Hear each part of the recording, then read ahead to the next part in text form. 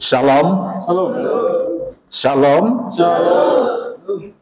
Selamat malam.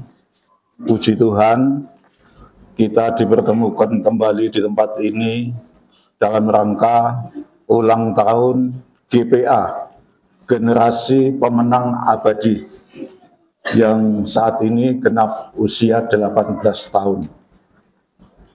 Pada tanggal 14 November ini.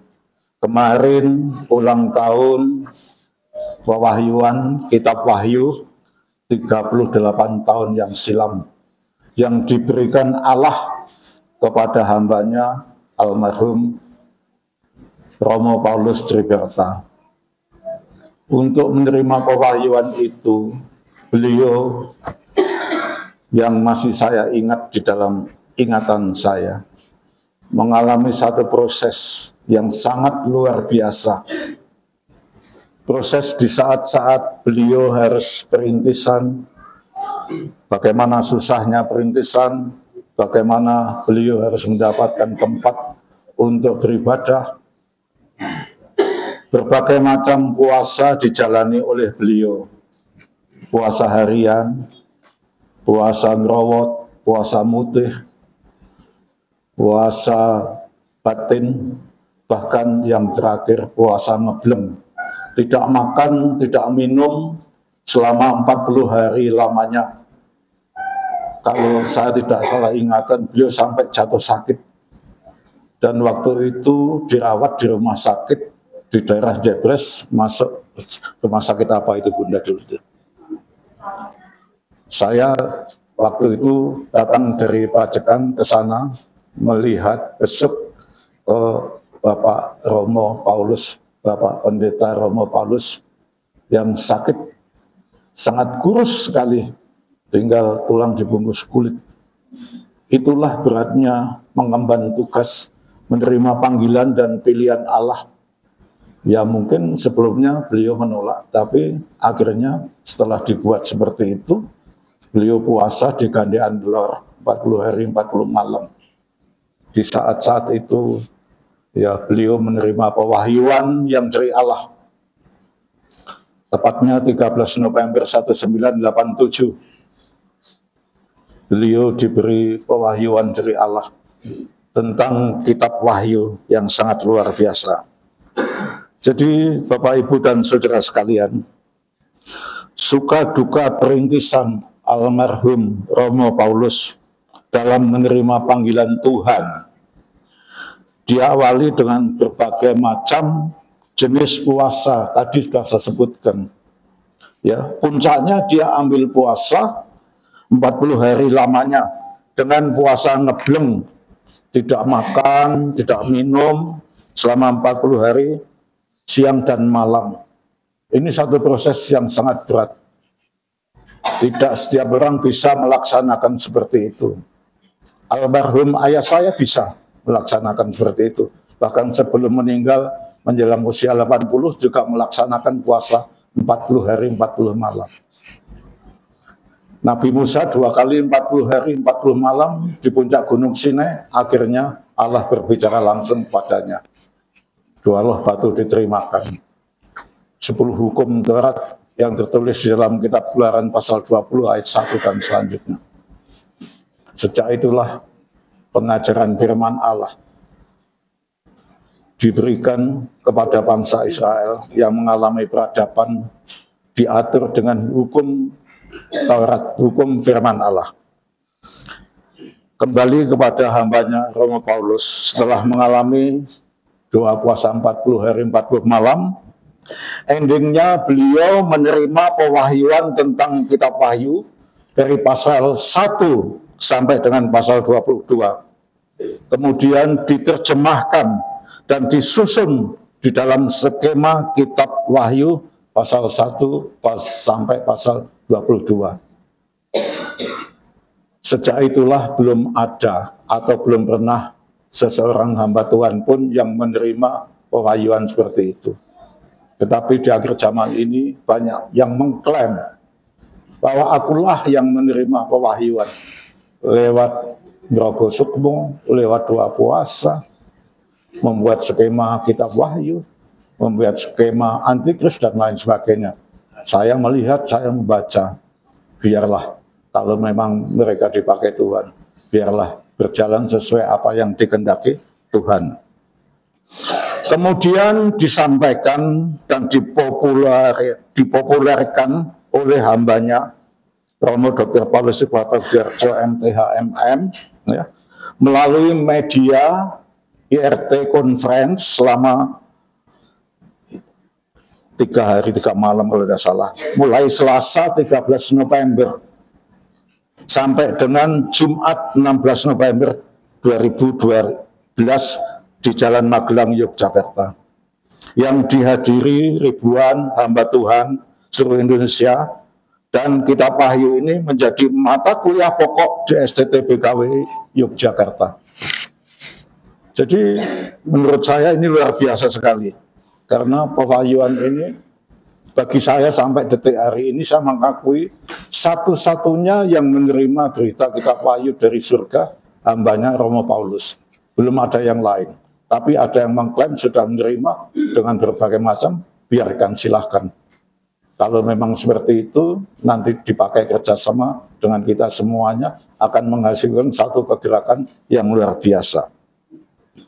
Jadi lewat skema Kitab Wahyu ini dituangkan secara detail segala sesuatu yang akan terjadi, sesuai apa yang tersirat di dalam Wahyu pasal 1 sampai dengan pasal 22.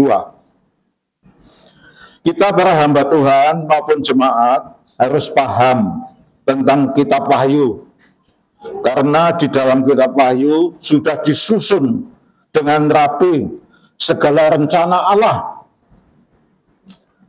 Bagaimana Allah mau mengeksekusi manusia yang menerima salib Tuhan, dan bagaimana cara Allah mau mengeksekusi manusia-manusia yang menolak salib Tuhan. Orang bodoh, orang jahat, orang benar, sama-sama di akhir zaman ini akan dieksekusi oleh Allah. Tuhan juga akan mengeksekusi lawan-lawan Tuhan, yaitu antikris dan pengikut-pengikutnya. Demikian juga Tuhan akan mengeksekusi alam semesta raya. Jadi akan dipamungkas alam semesta raya ini. Peristiwa ini dahsyat sekali. Kita sebut peristiwa pamungkas jagat raya, atau Tuhan mengakhiri semua kehidupan di bumi atau di langit. Orang menyebut sebagai kiamat. Ini tidak akan lama lagi akan terjadi. Karena kita memahami Kitab Wahyu, kita memahami skema Kitab Wahyu, dan kita menerima pengembalaan dari tabut perjanjian Allah dalam jiwa dan roh. Untuk menghadapi peristiwa yang spektakuler ini, kita sebagai orang percaya yang sudah diangkat menjadi Ratu Miras Imam dalam 1 Petrus 2 ayat 9, dijelaskan di situ. Tetapi kamulah bangsa yang terpilih, imamat yang rajani, bangsa yang kudus, umat kepunyaan Allah sendiri, supaya kamu memberitakan perbuatan-perbuatan yang besar dari Dia, yang telah memanggil kamu keluar dari kegelapan kepada terangnya yang ajaib. Firman Tuhan ini menjadi pedoman bagi kita, Ratu Miras Imam yang sudah ditahbis oleh Tuhan, yang sudah ditetapkan oleh Tuhan.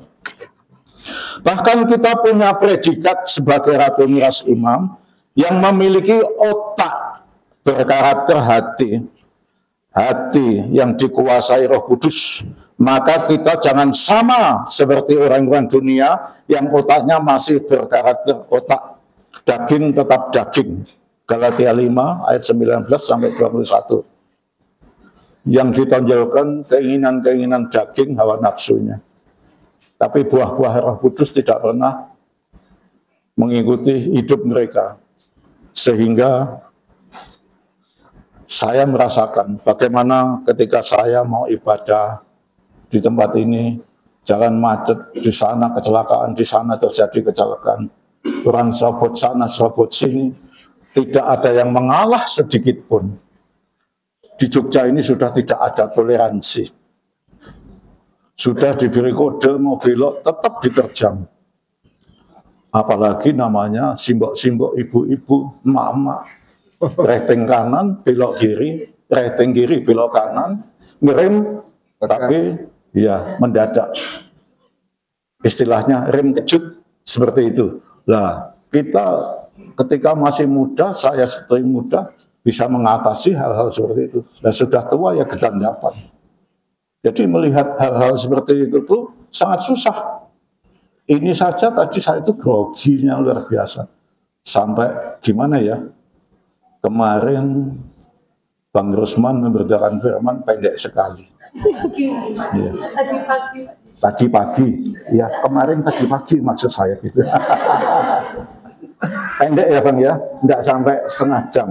Nah ini waktu saya sudah habis 1 jam untuk pujian. Padahal saya mau KKR. Saya lama sekali 3 jam memberitakan firman Tuhan. Kuat duduk 3 jam.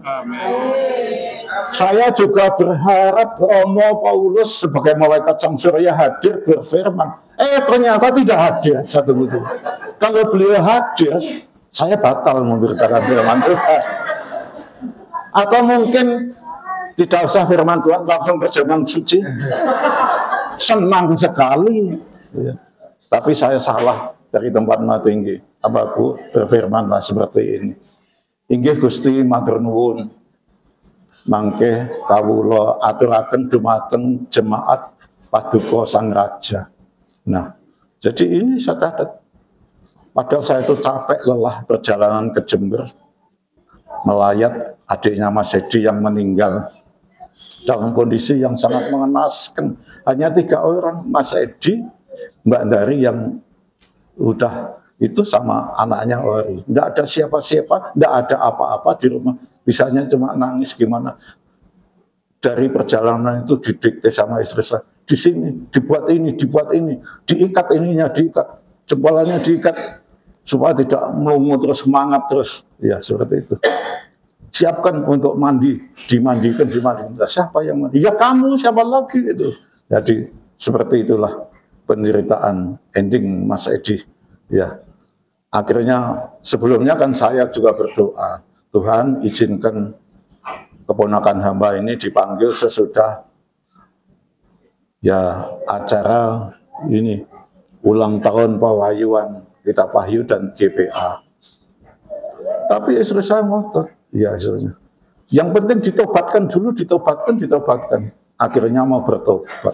Ada ganjelan diselesaikan, telepon sekarang ke Jakarta, telepon sekarang ke ipar-iparnya diselesaikan. Habis diselesaikan, Mas, aku minta makan yang kenyang. Padahal sebelumnya tidak mau makan. Mah, itu tanda-tanda mau dipanggil Tuhan, saya bilang gitu.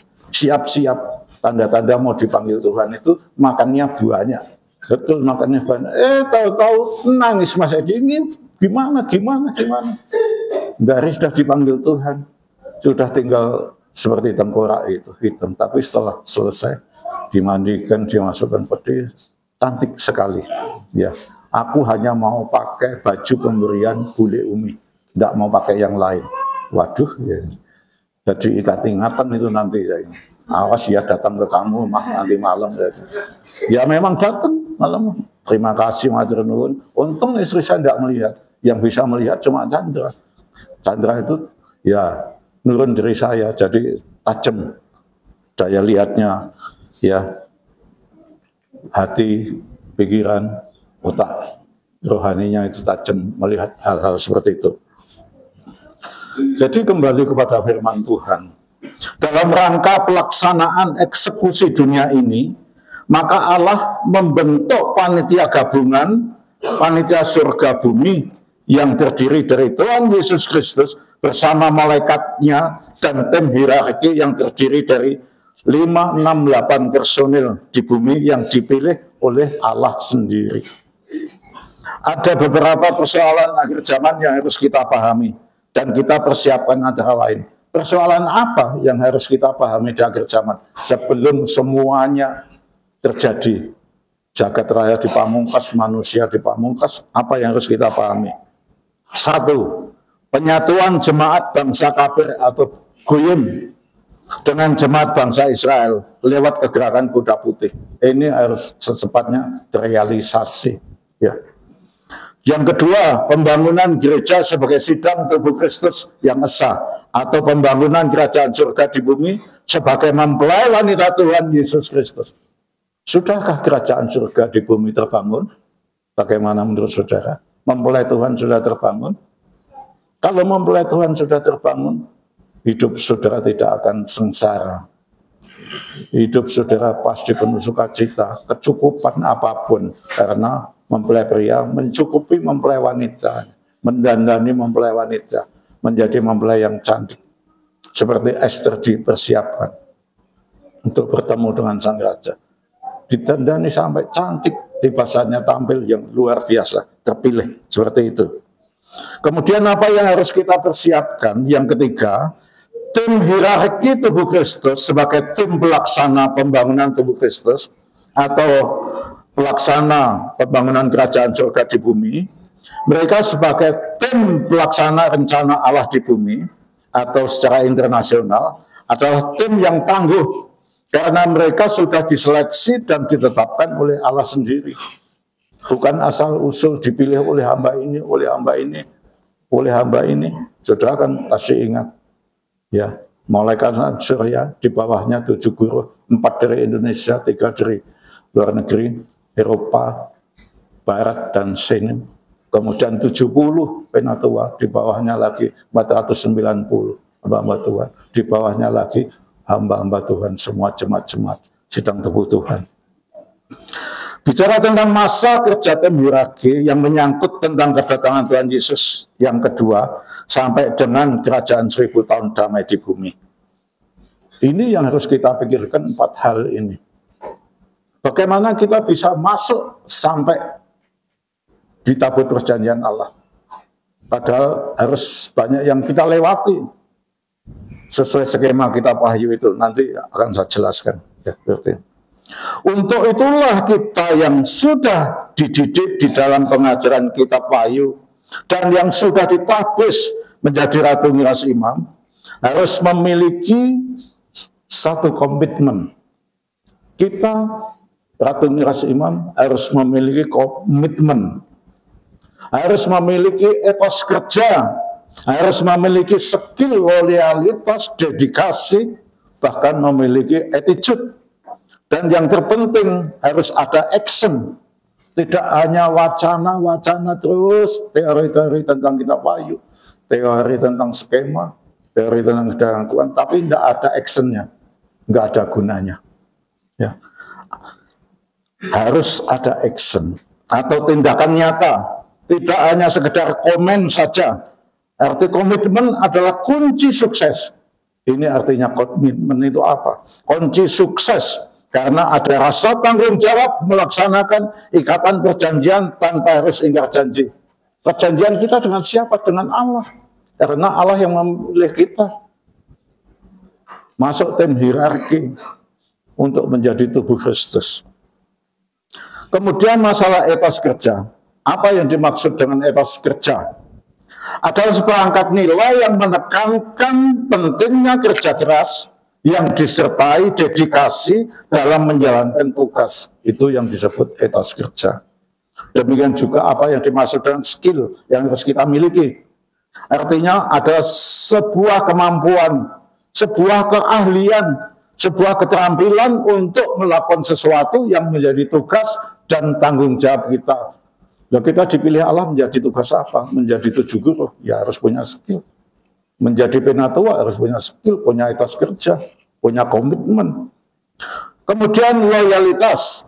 Loyalitas itu adalah suatu kesetiaan, suatu kepatuhan seseorang dalam pekerjaan, pengabdian, pelayanan seorang hamba Tuhan kepada Allah yang sudah memilihnya, yang sudah menetapkan dirinya menjadi tim hierarki. Harus punya loyalitas. Saya itu sejak bekerja 20 tahun di pabrik gula, punya loyalitas, skill, dedikasi, komitmen.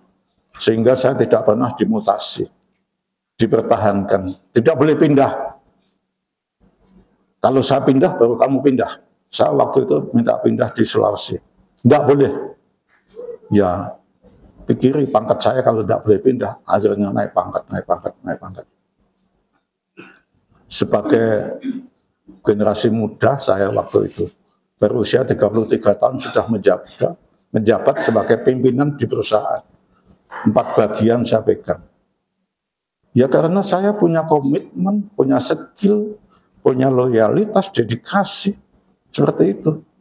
Jadi kalau saudara ingin ternama di hadapan Tuhan, semua sifat itu harus saudara miliki. Jadi luar biasa. Kemudian dedikasi. Apa yang dimaksud dedikasi? Adalah sebuah pengorbanan tenaga, pengorbanan pikiran dan waktu demi keberhasilan suatu usaha atau tujuan mulia, baik pekerja, hamba Tuhan, dan lain sebagainya. Apa yang dimaksud dengan attitude? Ialah sikap perilaku atau tingkah laku seseorang dalam melakukan tugas dan tanggung jawabnya. Dan semua itu tidak ada artinya apa-apa kalau tidak ada action. Action itu apa? Tindakan nyata yang bersifat real. Jadi skema kitab Wahyu itu pasti nanti ada actionnya. Tidak mungkin tidak ada action. Cuma teori saja yang ditulis di banner, tidak ada artinya sama sekali. Harus kita pahami actionnya bagaimana. Nah, action kita itu bagaimana mulai dari perjalanan awal skema kitab Wahyu sampai akhirnya masuk ruang Maha Kudus Allah. Itu harus ada action. Nah, untuk mewujudkan pemikiran-pemikiran di atas, kita sebagai ratu miras imam harus bisa menjaga hidup di dalam kesatuan, hidup di dalam kerukunan, sehati, sejiwa, sepikir dengan sesama hamba Tuhan sebagai tubuh Kristus. Jangan ada perpecahan di antara kita. Sehati, sejiwa, sepikir, seperasaan. Ditulis dalam 1 Petrus pasal 3 ayat 8-9. Hendaknya kita menjaga perasaan sehati, sejiwa, sepikir. Kejahatan jangan dibalas kejahatan.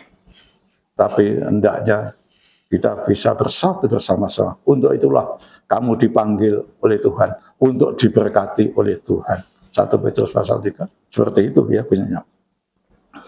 Jadi sesama tubuh Kristus, apapun wujudnya jangan sampai terjadi perpecahan di antara kita. Harus tetap menyatu. Saya itu orang yang suka mempersatukan, bertegan di kampung, bertegan di mana. Saya menjadi pemersatu. Pemulih hubungan yang pecah tadi, dipersatukan, dirukunkan kembali dalam keluarga. Ketika saya juga mengabdi di GKT ini, banyak hal-hal yang seperti itu. Jadi jangan kita itu mudah dipecah belah, jangan mudah dipengaruhi suara-suara asing, dan jangan sekali-kali menjadi pemecah belah. Jangan mudah dipengaruhi dan jangan mudah menjadi pemecah belah untuk sesuatu yang sudah dipersatukan Tuhan sehingga tercerai-berai.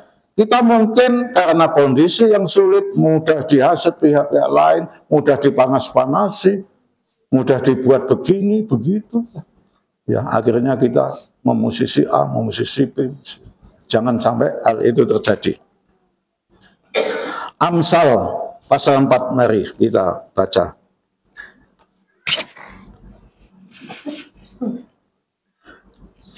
Amsal pasal 4, 23-27. Amsal pasal 4 ayat 23. Jagalah hatimu dengan segala kewaspadaan, karena dari situlah terpancar kehidupan. Buanglah mulut serong daripadamu, dan jauhkan bibir yang bolak-balik daripadamu. Luar biasa firman Tuhan ini. Jadi kalau kita itu dibenci orang, ditinggalkan sahabat-sahabat kita, tidak dihargai, tidak dihormati, itu bukan salah orang lain, tetapi salah kita sendiri yang tidak bisa menjaga sikap hidup yang benar sesuai firman Allah. Tidak bisa menempatkan diri. Mungkin kita congkak, mungkin kita sombong, mungkin kita angkuh, mungkin merasa lebih baik daripada yang lain. Jangan ada hal-hal seperti itu. Ya, jangan ada hal seperti itu. Makanya Amsal di sini, jagalah hatimu dengan segala kewaspadaan, karena dari situlah terpancar kehidupan. Buanglah mulut serong daripadamu, dan jauhkanlah bibir yang dolak-dalik daripadamu. Dulak-dalik itu meletot kiri, meletot kanan, habis ngelem, habis itu sudah seperti itu. Oh, orang itu bagus, baik sekali, murah hati, ramah.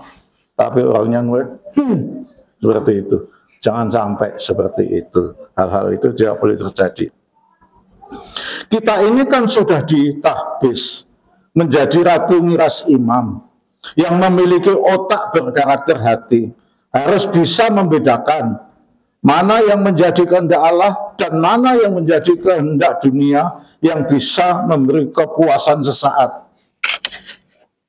Coba Mas, Roma pasal 22, Roma pasal 12. Ya. Roma pasal 12 ayat 2 saja. Roma pasal 12 ayat 2. Janganlah kamu menjadi serupa dengan dunia ini, tetapi berubahlah oleh pembaruan budimu, sehingga kamu dapat membedakan manakah kehendak Allah, apa yang baik, yang berkenan kepada Allah, dan yang sempurna. Amin. Jadi jangan kamu menjadi serupa dengan dunia ini, jadilah serupa dengan Kristus Yesus. Susah. Kalau kita mau menjadi serupa sama Tuhan Yesus. Tuhan Yesus menderita, Tuhan Yesus disalibkan, apakah kita mau? Ya, tidak mau. Tuhan Yesus terlahir di kandang domba di Bethlehem. Maukah anak saudara, ibu yang hamil itu besok disiapkan kandang domba, anaknya dilahirkan di sana? Mbak siapa itu? Ya, maukah seperti itu? Maukah anaknya dibungkus dengan kain lampin? Tidak ada yang jenguk satupun. Susah toh. Kalau serupa dengan dunia, di rumah sakit yang elit, Siloam atau rumah sakit Bethesda atau Panti Rapih, ambil kamar yang VIP, fasilitas semua terjamin. Tapi itu dunia. Kalau Tuhan Yesus menderita seperti itu sejak kecil, sejak terlahir, dihina, dicaci maki, mau dibunuh, dan akhirnya harus mati di kayu salib. Penderitaan Tuhan Yesus. Kenapa harus dicontoh? Nah, itu loh yang menjadi pertanyaan bagi kita. Jadilah serupa dengan Kristus Yesus. Padahal seperti itu. Tapi di balik itu semua, ada satu rahasia yang terpenting di dalam pribadi Tuhan Yesus. Apa yang dialami semua itu sudah diatur oleh Bapaknya di surga sebagai Sang Kreator. Kalau tidak mau mengalami hal seperti itu dan puncaknya mati di kayu salib, Tuhan Yesus tidak mau. Kita semuanya binasa. Tidak ada orang di dunia ini yang selamat. Semuanya binasa.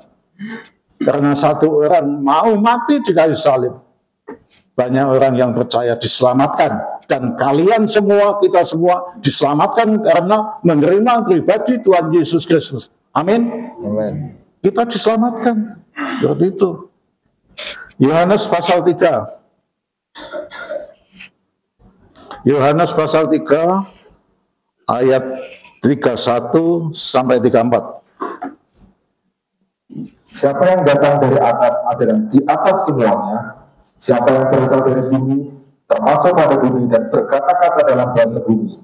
Siapa yang datang dari surga adalah di atas semuanya, yang memberi kesaksian tentang apa yang dilihatnya dan yang didengarnya. Tetapi tak seorang pun menerima kesaksiannya itu.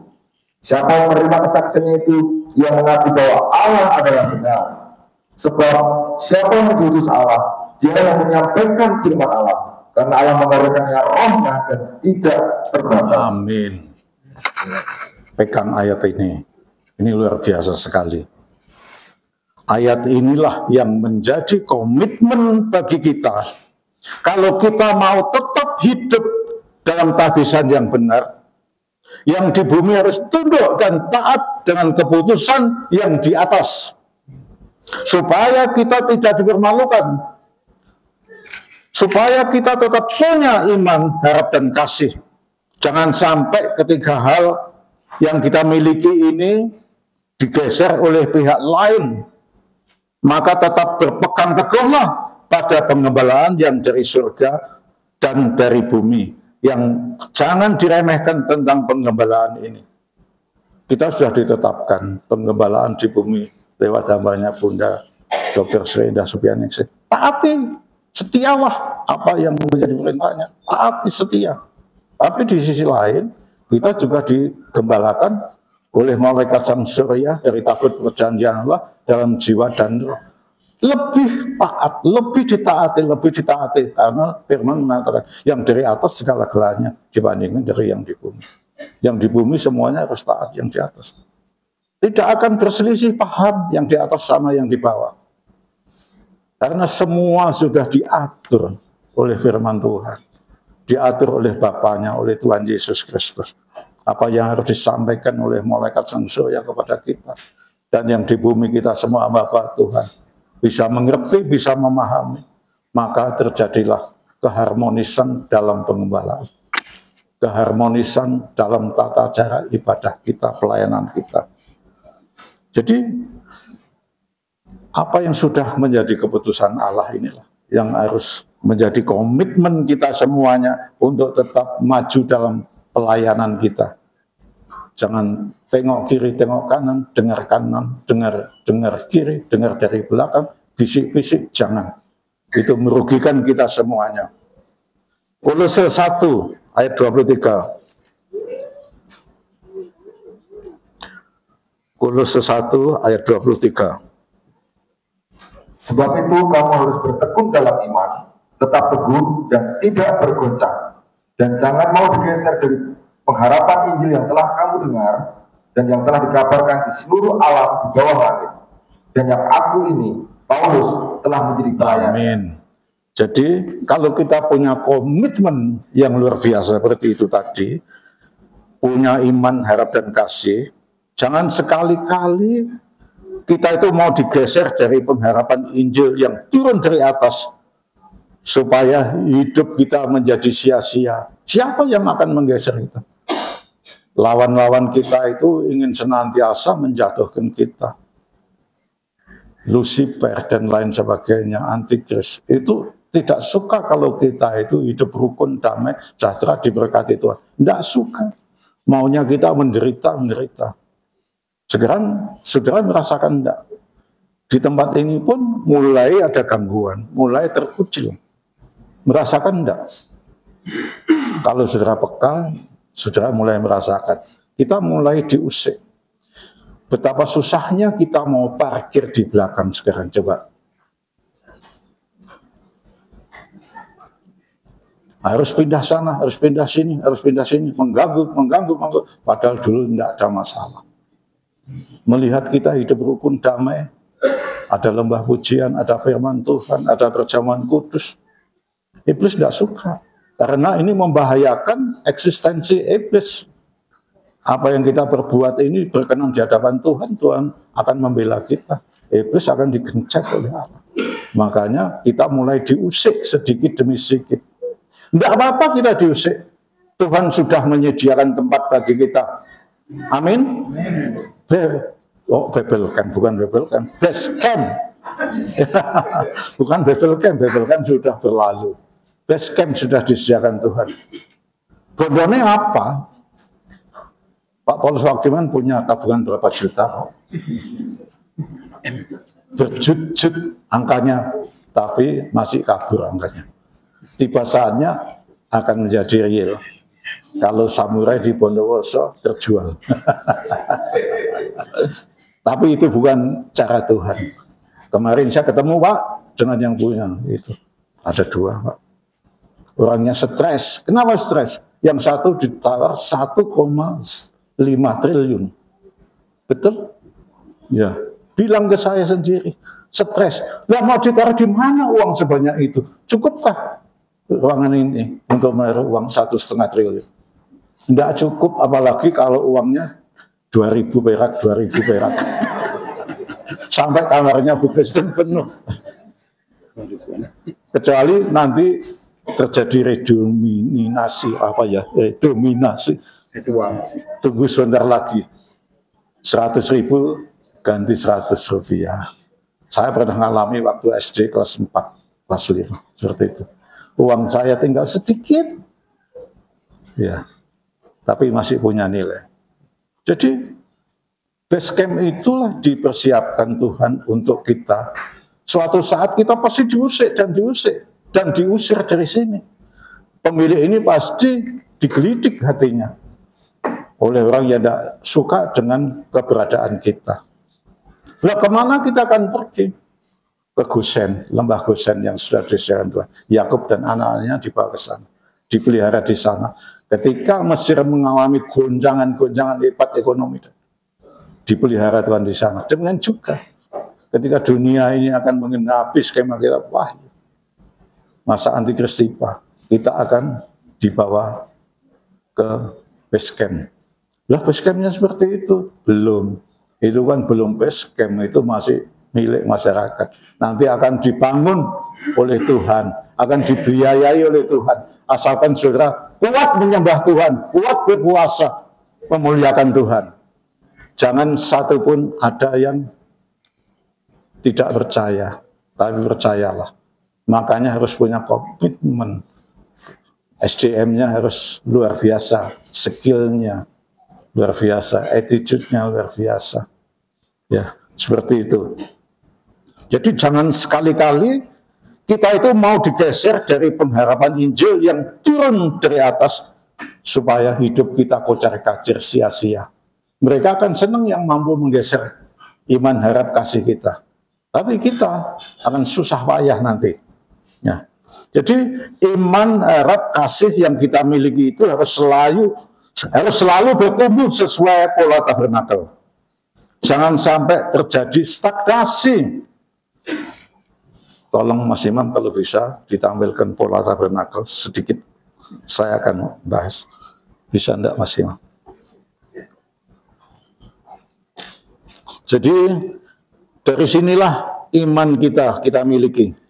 Dari pintu gerbang, misbah gerbang bakaran, bejana pembasuhan, kita dinilai punya iman. Kemudian masuk pintu kemah, masuk ruang suci, ya, masuk ruang suci. Ada meja roti sajian, ada pelita emas, ada misbah dupa. Disinilah kita memiliki pengharapan. Kemudian di sini masuk pintu tirai, masuk ruang Maha Kudus, kita memiliki kasih. Jadi iman, harap, kasih itu kita rintis sejak kita memahami tentang pola tabernakel ini, yang menjadi pokok pengajaran untuk mengungkapkan kitab Wahyu. Jadi seperti itu. Jangan sampai terjadi stagnasi. Artinya kalau kita punya imam di sini, kemudian tidak pernah bertumbuh, karena kita Kristennya kanak-kanak, terus tidak pernah menjadi dewasa. Ya sekali-kali masuk pintu kemah, diurapi Roh Kudus, dibaptis Roh Kudus, kemudian kita bersekutu dengan meja roti sajian, firman Allah dipecah-pecahkan, kemudian kita bergabung dengan pelita emas, misbah dupa, ada doa sembah, ada puasa, ada perobekan tirai, maka iman, harap, kasih itu akan bertumbuh. Kasih itu nanti pada akhirnya akan tercapai. Dan segala sesuatu yang di dunia ini kan lenyap. Iman, pengharapan kita lenyap. Apapun karunia-karunia, jabatan, karunia ini, karunia itu akan lenyap, semua dunia akan lenyap. Tapi kasih tinggal tetap selama-lamanya. Itu harus kita perbankan. Jadi perjalanan iman, harap, dan kasih. Ya harus menjadi dasar kekuatan ratu miras imam untuk menyatu dengan proses salib dan 9 penderitaan salib, Roma pasal 8 ayat 35 sampai 36. Supaya perjalanan imam kita sampai masuk ruang Maha Kudus Allah. Ya, sampai masuk ruang Maha Kudus Allah. Tolong ditampilkan skema kitab Wahyu, Mas Imam. Saya akan menjelaskan sedikit walaupun saudara semuanya sudah paham. Nah, ini ada masa 7 tahun skema kitab Wahyu. Dibagi menjadi 2 periode. 3,5 tahun pertama sebagai praaniaya, 3,5 tahun kedua masa aniaya besar, kemudian ini kerajaan 1000 tahun damai. Lah, cukup agak ke sana Mas Imam. Lah, 3,5 tahun pertama ini dibagi menjadi 3 masa. masa 2 tahun, masa 9 bulan pertama, 9 bulan kedua. Masa 2 tahun ini Wahyu pasal 1, penampilan imam besar Tuhan Yesus Kristus mempelihara surgawi dari ujung rambut sampai ujung kaki dengan dahsyat memberi contoh tahbisan surgawi yang luar biasa kepada kita semua. Nah, kemudian di sini Wahyu pasal 2, Wahyu pasal 3 itu penyucian 7 gereja bangsa kafir. Gereja, ya, malaikat yang membidangi di Efesus, Smyrna, Pergamus, Tiatira, Sardis, kemudian Philadelphia, dan Laodikia. Nah, 7 sidang jemaat itu disucikan, ditegur oleh Tuhan, kemudian diperbaiki. Masing-masing gereja bangsa kafir atau bangsa goyim di Asia Kecil ini punya kelebihan dan punya kekurangan. Kekurangannya ditunjukkan, kelebihannya ditunjukkan, tapi oleh Tuhan dikatakan di situ, ya. Jadi Tuhan Yesus yang tampil itu menggenggam 7 bintang di tangan kanannya, ya, 7 bintang di tangan kanannya. Siapa 7 bintang itu? Di antara saudara semua pasti ada yang digenggam oleh Tuhan. Karena 7 bintang itu 7 guru. 4 dari Indonesia, 3 dari luar negeri. Itu ada di situ semuanya. Jadi masa 7 tahun dibagi menjadi 2 periode, 3,5 pertama sebagai praaniaya, 3,5 tahun kedua masih masa aniaya besar yang disebut oleh Bunda Great Tribulation. Nah, kemudian masa 2 tahun tadi Wahyu pasal 1, penampilan Tuhan Yesus sudah saya katakan. Wahyu pasal 2, pasal 3 penyucian, ya, penyucian di tangannya. Dalam Wahyu pasal 1 ayat 20 ada 7 bintang yang digenggam. Jadi saudara-saudara sekalian, mereka itu di dalam Wahyu pasal 3 ayat 19, barang siapa kukasihi, ia kutegur dan kuhajar, sebab itu relakanlah hatimu dan bertobatlah. Apakah kita bisa melaksanakan itu? Kalau ditegur firman Allah, gondok, atau mungkin tidak datang ibadah karena ditegur firman Tuhan. Belum langsung, baru mendengarkan firman Tuhan, merasa terkena firman Tuhan, sudah seperti itu. Nah, itu tidak akan maju. Komitmennya untuk mengikut Tuhan, skillnya, loyalitasnya jelas tidak ada seperti itu. Tapi yang dikehendaki Tuhan, bertobatlah supaya bisa makan satu hidangan dengan Tuhan. Kemudian Wahyu pasal 4 itu tampilan tabernakel surgawi dari sudut pandang Rasul Yohanes. Beda dengan tampilan, ya, tabernakel Wahyu pasal bukan Wahyu Keluarannya, yang dilihat dari sudut pandang Musa. Seperti itu. Tapi intinya sama semuanya. Jadi Wahyu pasal 4, tabernakel surgawi, itu menjadi dasar penyucian gereja-gereja di muka bumi ini. Karena di situ tahbisannya luar biasa. Wahyu pasal 5, ya, gereja bangsa kafir mempersembahkan 7 perkara. Wahyu pasal 5 ayat 12, ada kuasa, kekayaan, hikmat, kekuatan, hormat, dan kemuliaan dan puji-pujian dipersembahkan Tuhan. Kemudian masa 9 bulan pertama dibuka 7 meterai sebagai hukuman Roh Kudus. Meterai ke-1 dibuka oleh guru ke-1, meterai ke-5 oleh guru ke-2, meterai ke-6 oleh guru ke-3, meterai ke-7 guru ke-4, kemudian kembali ke meterai yang tadi 1, 5, 6, 7 sudah dibuka, kemudian meterai ke-2, 3, dan 4. Masing-masing guru ke-5, 6, 7 dari Eropa, Sinim, dan Amerika. Itu masa 9 bulan pertama. Masa 9 bulan kedua, Wahyu pasal 8 sampai pasal 12. 7 sangkakala ditiup oleh 7 guru sesuai urutan nomor Wahyu pasal 12 ayat 1 sampai 6 tentang lahirnya anak laki-laki ketiga. Ayat kelima dan kronologi pengungsian ke padang gurun pengungsian ayat 14 dicantumkan di situ semuanya.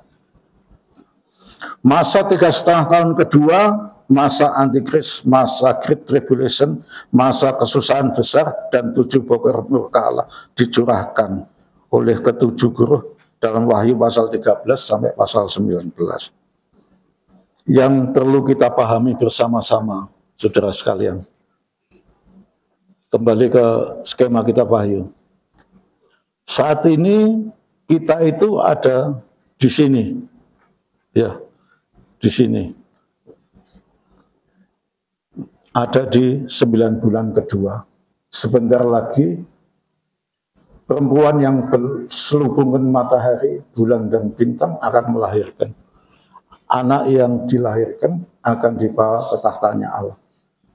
Ayat 5 berkata seperti itu. Tapi ada yang menyangkal, kamu salah, kamu salah. Saya yang benar mendapat wahyuan. Bahwa yang ayat 5 itu menunjuk orang-orang benar yang sudah sempurna mengalami herpaso atau reja. Silahkan kalau seperti itu.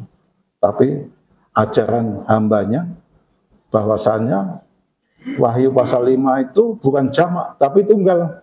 Jadi anak laki-laki yang akan dibawa naik ke surga, turun membagada besi, akan memerintah dunia. Lah, ketika kita sudah ada di sini ini ya ada di sini ini, kita itu sebentar lagi bulan Desember nanti akan masuk masa ini, Great Tribulation ini. Bagaimana kita bisa bertahan di masa ini? Itulah. Kalau menurut di dalam kitab Wahyu pasal 12 tadi kan perempuan yang melahirkan itu dibawa lari ke padang gurun dengan 2 sayap burung nasa. Di sana disediakan tempat. Dipelihara 1260 hari. 2 masa, 1 masa, setengah masa, 3,5 tahun dipelihara di sana. Itu apa? Kalau menurut saya itulah dipulung, disembunyikan di padang gurun. Kalau belum ada padang gurun, pasti sudah ada. Sementara belum bisa ke sana, dibawa ke base camp. Makanya untuk terhindar daripada masa antikris ini, base camp itu harus secepatnya dibangun di tempat ini. Harus cepat-cepat dibangun. Supaya kita terlindung seperti Yakub dan anak-anaknya 12 Israel terlindung. Masa kesusahan besar di Mesir terlindung. Nah, kemudian kapan kita mengalami reja? Tiba saatnya nanti kita akan mengalami reja. Ya, setelah kita ya katakanlah Tuhan Yesus mau datang yang kedua kali, ya kita akan mengalami reja. Bagaimana kita harus masuk pesta kawin anak domba Allah yang tetap hidup, akan diangkat hidup-hidup dari padang gurun, dibawa naik ke atas. Yang mati dalam Tuhan akan dibangkitkan lewat kebangkitan pertama. Kemudian masuk pesta kawin anak domba Allah, selanjutnya masuk kerajaan 1000 tahun damai. Nah, jadi kerajaan 1000 tahun damai mas, agak sini mas. Nah ini akan masuk sini. Nah bagaimana kita bisa masuk kerajaan 1000 tahun damai ini? Kita harus mampu melewati ya periode pertama tadi 2 tahun, 9 bulan, 9 bulan kedua, mampu melewati masa antikris, baru kita bisa masuk ke sini. Apakah di sini kita selamanya? Tidak. Hanya 1000 tahun damai. Kenapa disebut 1000 tahun damai? Karena iblis, antikris, Lucifer, dan antek-anteknya ditangkap, dimasukkan jurang maut, digembok di situ dengan kekuatan kuasa Allah 1000 tahun. Maka tidak ada yang mengganggu kita di sini. Lah, inilah yang disebut ruang Maha Kudus Allah. Kerajaan 1000 tahun damai itu identik tabut perjanjian Allah, ruang Maha Kudus Allah. lebar 10 hasta, panjang 10 hasta, tinggi 10 hasta. Jumlahnya 1000 hasta. Jadi di sini tidak kekal, ya. Di sini itu tidak kekal kita, hanya 1000 tahun lamanya. Hanya 1000 tahun. Belum kekekalan. Tapi yang di sini ini, yang mati di dalam Tuhan sudah dibangkitkan, dia masuk di sinilah. Makanya di sini mempelai Tuhan itu akan memerintah bersama Tuhan Yesus Kristus sebagai Raja di atas segala Raja. 1000 tahun damai. Tidak ada air mata, tidak ada detak gigi, tidak ada kesedihan, kesusahan, tidak ada kelaparan, karena semua dijamin oleh Tuhan di sini. Dan kalau sudah masuk di sini, kita akan hidup kekal. Kenapa hidup kekal? Ini kan Taman Eden yang dipulihkan. Taman Eden itu kan ditutup 2 kerub. Nah, kalau kerub diangkat, kita masuk ke sini, makanya kita dulu kan jangan kamu memetik pohon yang di tengah taman, buah pengetahuan baik dan buruk. Dimakan pun jangan, apalagi dipetik. Maka timbul dosa. Dosa keturunan sampai detik hari ini. Ada satu pohon lagi, pohon kehidupan, yang tidak boleh dipetik. Pohon kehidupan itu, supaya tidak dipetik, Adam dan Hawa diusir keluar dari Taman Eden, kemudian ditutup 2 kerub. Kenapa diusir dari Taman Eden? Kalau sampai Adam dan Hawa memetik buah yang di tengah taman itu, mereka akan hidup kekal. Tapi hidup kekal dalam dosa, karena jatuh dalam dosa, sudah memetik buah pengetahuan baik dan buruk. Makanya cepat-cepat ya diusir. Nah, di saat nanti kita memasuki ini, kerajaan 1000 tahun damai itu, kita dipersilahkan makan buah kehidupan, supaya kita mengalami hidup kekal, tidak mengalami kematian lagi. Memang disediakan oleh Allah buah itu. Yang mati di dalam Tuhan dibangkitkan tidak mengalami kematian kedua. Karena diizinkan makan tadi. Di sini nanti Taman Eden dibuka. Taman Eden itu ya sekitar daerah Iran di sekitar sana. Sungai-sungainya ada di sana semuanya. Dan luasnya lebih luas dari bumi ini. Nanti kita akan dibawa ke sana. Ada sukacita, ada damai sejahtera, karena dipelihara Tuhan luar biasa dengan kekuatan kuasa Allah. Nah, kalau sudah 1000 tahun damai, bagaimana nanti? Ya.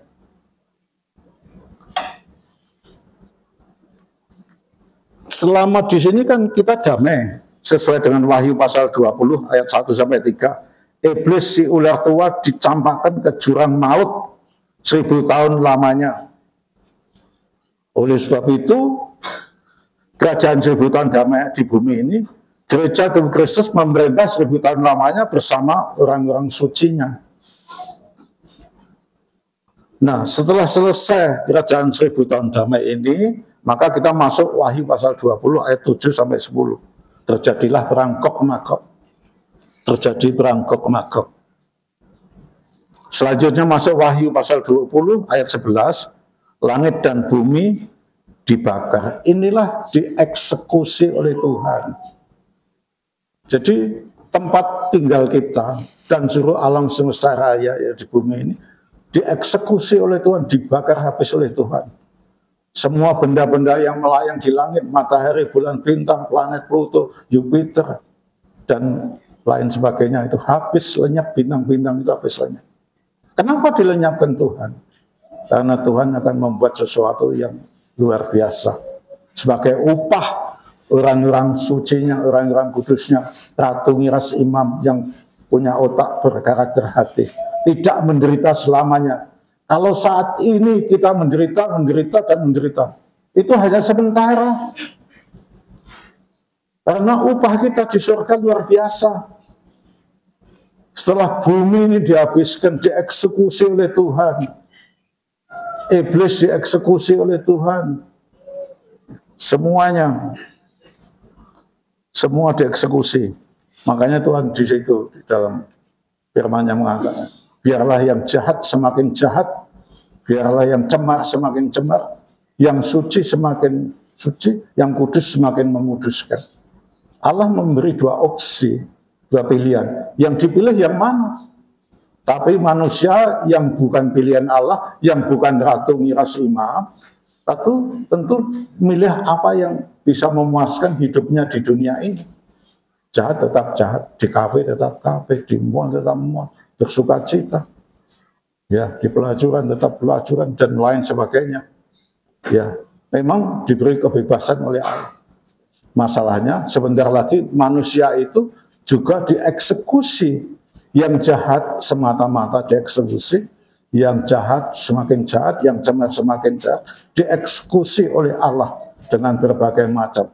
Tadi 7 hukuman meterai, 7 hukuman sangkakala, 7 hukuman pokok murka Allah. Itu menjadi alat eksekusi manusia-manusia jahat di bumi, dan seluruh bumi, langit, bintang-bintang, bulan dieksekusi semuanya. Itu pekerjaan Allah di akhir zaman, hanya untuk membahagiakan umat-umat pilihannya. Setelah dieksekusi semuanya, Wahyu pasal 20 ayat 11, langit dan bumi dibakar, kemudian langit dan bumi semuanya dibakar habis.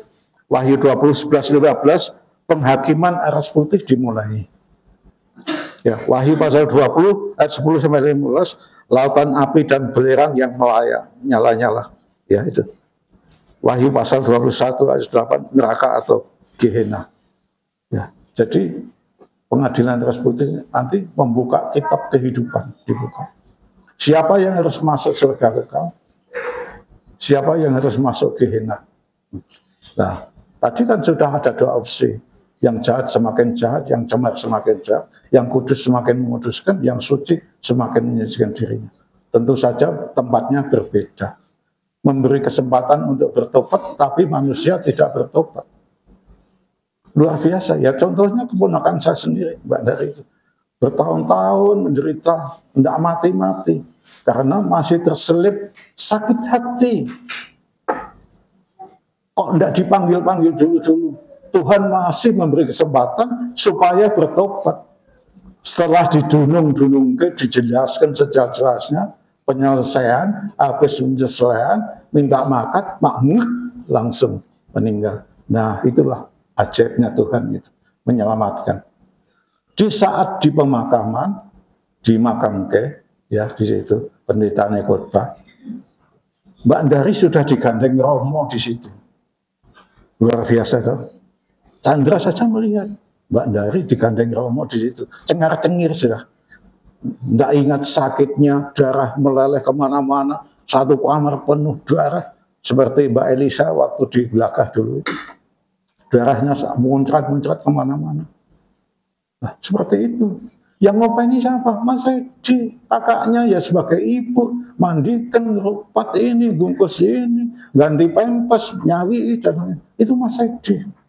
Itulah, saya pamit Bunda, gimana Bunda, saya minta izin. Kasihan Mas Edi seperti itu. Tidak tega. Ya, dia menganggap inilah yang punya hajat katanya. Saya yang punya hajat, saya tidak punya hajat. Masa hajat orang kematian seperti itu. Datang, dipenah-penah nih seperti itu. Mau dimakamkan, minta dikumpulkan sama papahnya. Makam papahnya tidak tahu, seharian cari tempat makam papahnya, akhirnya ketemu, diurus satu persatu. Wah, di pojok pinggir. Ketika peti dimasukkan, Mbak Dari sudah bergandengan tangan sama Romo, sudah cengir-cengir. Makasih ya Om ya doanya, makasih Beli Umi doanya. Makasih ya. Nah, itulah keajaiban Tuhan itu. Makanya kita harus punya komitmen. SDM kita harus punya skill, dedikasi, loyalitas, dan lain sebagainya, untuk tetap di dalam iman dan harap kasih, karena Tuhan memberikan yang terbaik bagi kita semuanya. Nah, kemudian setelah selesai semuanya bagaimana? Kita memasuki Wahyu pasal 21, pasal 22, langit baru dan bumi yang baru. Di tengah-tengahnya ada kota Yerusalem baru. Ini kita akan memasuki tahapan terakhir. Kalau kita sudah di sini, dunia ini sudah tidak ada. Misalnya saudara menyimpan emas di dalam tanah karena emasnya berkintal-kintal, sudah tidak ada, semuanya lenyap. Makam-makam sudah tidak ada semuanya. Karena yang mati di dalam Tuhan sudah dibangkitkan, nanti juga ikut di sini. Yang mati di luar Tuhan diadili oleh arus putih tadi. Nah, di sini tidak butuh matahari, bulan, dan bintang. Tidak ada siang dan malam. Nah, matahari, bulan, bintangnya siapa? Tuhan Yesus Kristus. Bapa itu matahari, Tuhan Yesus itu bulan, dan Roh Kudus itu bintangnya. Menjadi penerang, di tengah langit baru, bumi yang baru itu ada kota yang namanya Yerusalem baru. Itu kota yang kita nantikan ini. Semua nanti ke sini. Ada yang tidak kepengen ke sini? Kalau saya tidak kepengen ke sini. Nah, ini cuma satu kota kecil. Tidak cukup bersama sini. Maksudnya ini hanyalah satu gambaran bahwa kita itu nanti setelah jagat raya ini dipamungkas, dieksekusi oleh metre 1-7, sangkakala 1-7, bokor murka Allah 1-7, habislah. Malaikatnya Tuhan Yesus Kristus ya akan mengeksekusi siapa? Ya, Allah memerintahkan kepada Mikael, Jibrail, kemudian kepada malaikat sang surya. Malaikat sang surya kepada ketujuh guru. Ketujuh guru dibantu oleh 70 penatua. 70 penatua dibantu 490. Mengeksekusi dunia ini. Nah, baru kita akan masuk di kerajaan 1000 tahun damai. Kemudian selesai 1000 tahun damai, iblis dibuka kembali, terjadilah perang Gog Magog. Peperangan terjadi, tapi peperangan dimenangkan oleh salib Tuhan, oleh Tuhan Yesus dan mempelai-mempelainya. Maka dunia habis, iblis dibuang ke Gehenna, ke Tartarus, dan kita masuk ke kota baru ini, Yerusalem baru ini, masuk di situ kekal selamanya, terjadi kekalan. Tetapi untuk bisa sampai di sini, kita harus masuk ruang masuci dulu. Ruang masuci itu ibarat kerajaan 1000 tahun damai tadi. Itu di situ. Nah, jadi ini sama dengan kerajaan 1000 tahun damai. Ini 10 hasta, panjangnya 10 hasta, tingginya 10 hasta, 10 kali 10 kali 10, 1000.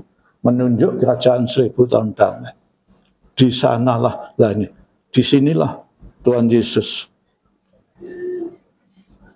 akan memerintah bersama mempelainya menjadi imamat-imamat yang rajani. Luar biasa sekali. Oleh sebab itu dipahami, harus di luar kepala. Nanti kalau di Melkos ada lomba ini, saudara kalau mau pasti menang. Mudah-mudahan saya jadi panitia lomba. Saya akan tampilkan ini. Ayo buatlah skema kita Wahyu ini akan saya sediakan hadiah khusus dari saya sendiri pemenangnya. Ya, bukan hanya panitia menyediakan hadiah. Panitia menyediakan hadiah kacang goreng. Ya. Saya enggak. Saya akan nabung. Nanti saya sediakan hadiah yang nomor 1. 10.000 cukup? 10.000. ya paling enggak ya lumayan lah, lumayan 100.000 kan lumayan, bisa untuk bayar kos-kosan, ya untuk bisa beli pulsa, daripada bungkusnya besar dari panitia setelah dibuka isinya apa? Kerupuk. Nanti hadiahnya ditingkatkan Mbak ya. Ditingkatkan agar yang bermutu. Masa Ratu Miras Imam hadiahnya kerupuk. Makanya kalau saya jadi panitia nanti saya akan kasih hadiah secara khusus dari pribadi saya. Saya siapkan. Rahasia. Ya, masih rahasia. Yang penting saudara memahami kita pahit, skema kita pahit. Ini 38 tahun yang lalu diterima hambanya. Yang mengklaim ini banyak.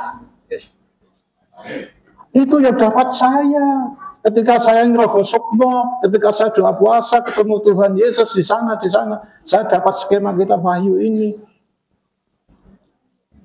Yang di STT BKW itu apa? Itu ecek-ecek, itu KW-KW itu. Ya biarkan, silahkan. Ada yang mengklaim seperti itu, silahkan. Mungkin Pak Paulus bagaimana? Wah, itu apa ini? Yang dijelaskan Pak Jiro ini bukan apa-apa. Saya mendapat sendiri. Waktu di Purwonegoro, saya ketemu Tuhan, mendapat skema kitab Wahyu sendiri. Di dalamnya ada tokeknya, ada samurainya. Wah, uang itu, berkat itu. Itu berkat yang luar biasa itu. Iya, terjadilah, amin. Loh, iya betul saudara. Satu samurai yang kalau ditombol ini cut keluar, tombol kedua cut, tombol ketiga cut, tombol keempat cut, tombol kelima cut. Itu harganya triliunan. Minimal 1 triliun harganya. Ada buyer, ada owner, ada BI, ada petugas perlindungan keamanan. Kalau samurai itu ditumbangkan besi segini, besi ini leleh, putus. Betul Pak Paulus? Sudah pernah melihat? Iya, ahlinya samurai, soalnya saya tanya terus. Ya. Iya betul, ini putus. Yang satunya samurainya bentuk selendang. Artinya samurai selendang itu lemes sekali. Bisa dilipat, bisa seperti ini. Tapi begitu dikeluarkan dari ini, sweat, langsung mengeras. Ini tebas putus. Tiang ini putus. Ditebas. Makanya mahal sekali. Apalagi kalau ada nomor serinya, buatan tahun berapa, pembuatnya siapa di Jepang. Itu 5 triliun masuk. Base camp dibuat di Jogja. Base camp dibuat di Jawa Barat. Base camp dibuat di Bali. Dan lain sebagainya. Iya. Doakan kalau memang jalannya seperti itu, jadilah. Tapi mungkin bagi saya, Tuhan tidak akan memberkati seperti itu. Saya itu sudah pelihara tokek 5. Pelihara tokek 5, sudah 2 tahun, 3 tahun, mulai dari 24 cm sampai 35 cm. Ada semut dibaikan, ayo mati kabeh. Padahal saya sudah bilang, Pak, sebentar lagi ini MM-an ya Pak ya. Iya Pak D, MM-an kalau sudah 42 cm, MM-an itu. Belum sampai MM-an, sudah KO semuanya. Disemprot. Mungkin istri saya tidak ngaku yang nyemprot istri saya. Soalnya tiap hari harus kasih makan jangkrik. 2 hari sekali beli jangkrik 5.000. Saya saja tidak pernah dikasih jangkrik, tokeknya dikasih jangkrik. Iya. Jadi seperti itu, sudah gede lumayan. Ada di belakang rumah itu. Pak Gatot di belakang rumah, tokek besar sekali. Saya gila sampai muatannya seperti ini. Hati-hati, ada tokek jadi-jadian. Ya. Seperti itu. Ternyata setelah dilihat, ternyata betul tokek jadi-jadian segini. Muatannya itu melotot. Besar sekali. Sudah tak buatkan jala-jala itu. Tidak pernah muncul sampai sekarang. Belum rezekinya. Ya seperti itu. Nah, rezekinya dari mana? Lewat doa, sembahyang, memahami firman Tuhan, memahami skema kita Wahyu. Apa artinya diturunkan kepada Romo kalau kita sendiri tidak mampu memahami? Gunanya untuk apa diturunkan ini? Nah, harus kita ambil hikmahnya. Kok sampai kitab Wahyu itu skemanya diturunkan? Itu skema di bumi. Nah, skemanya Tuhan gimana? Ya nanti kita kabulkan karena yang di atas itu segala-galanya. Pasti sinkron gitu loh. Kedatangan Tuhan. Dan ini mudah dipahami daripada skema lain yang saya baca. Bulet. Susah ketemunya. Seperti itu. Tapi mereka dapat dari doa puasa. Gak gosok mau dan lain-lain. Ya biar silahkan. Tidak apa-apa. Tapi saya tetap percaya bahwa yang diwahyukan Tuhan kepada Romo 13 November 1987 itu yang asli, yang original. Betul? Amin. Itu yang asli. Yang lainnya gimana? KW. Ya, tidak apa-apa. Bang Samuel percaya ini asli. Kalau tidak percaya ini asli, tutup saja Bekasi. Ya, ini asli. Jemaatnya akan bertumbuh kembang kalau ini dipahamkan secara detail. Nasibmu itu di mana, di sini, dan akhirnya nanti bagaimana endingnya. Mulai dari sini, saudara jelaskan. Mulai dari 2 tahun penyucian. Efesus, Smyrna, Pergamus, Tiatira, Sardis, Philadelphia, Laodikia, harus dijelaskan. Ulangi coba yang saya ucapkan tadi. 7 jemaat tadi, apa saja?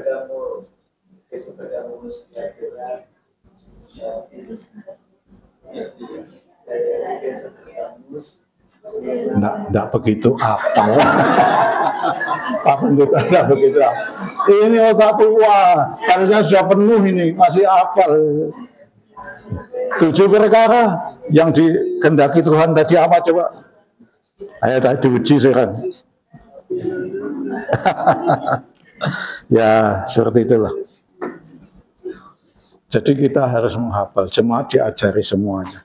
Karena memang pemberian Tuhan, bukan pemberian Lucifer, bukan pemberian setan. Pemberian Tuhan supaya kita belajar skema kita payu, nanti dipadukan dengan skemanya Tuhan. Makanya tadi saya katakan, yang dari atas itu segala-galanya. Tapi semuanya bisa sinkron dengan yang di bumi. Panitia yang di atas dengan panitia di bumi ini harus sinkron. Karena kita itu menjadi objek sasaran yang saat-saat bumi dieksekusi, kita diselamatkan, kita dilindungi, kemudian semuanya habis, unsur-unsur dunia habis, lenyap, tidak ada. Saudara bisa bayangkan enggak, kalau bumi tidak ada, bulan tidak ada, langit tidak ada. Apa ya yang ada kira-kira ini? Ya kamu di mana waktu semua habis itu? Kira-kira di mana kita? Bu Christine di mana ya kira-kira kalau semua habis itu? Saya sudah disembunyikan Tuhan di sini. Lah, sudah disembunyikan Tuhan di sini kalau semua habis. Mempelainya sudah dibawa ke sana. Karena sudah tidak tampak lagi. Supaya pikiran kita tidak kembali ke masa lalu, tetapi kembali bersama-sama Tuhan Yesus Kristus menyatu di dalam kota Yerusalem baru, kota impian yang kita rindukan.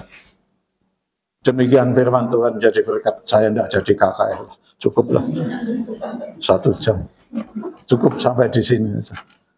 Daripada ngantuk-ngantuk. Baiklah, kita akan masuk perjamuan kudus, tapi kita akan memberikan persembahan terlebih dahulu. Kita akan menaikkan lagu Oh Yerusalem Baru.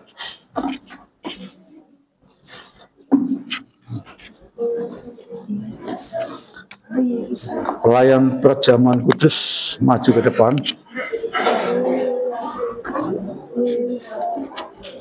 Oh Yerusalem, kota mulia, aku rindu ke sana. Tidak hafal skema kita Pak.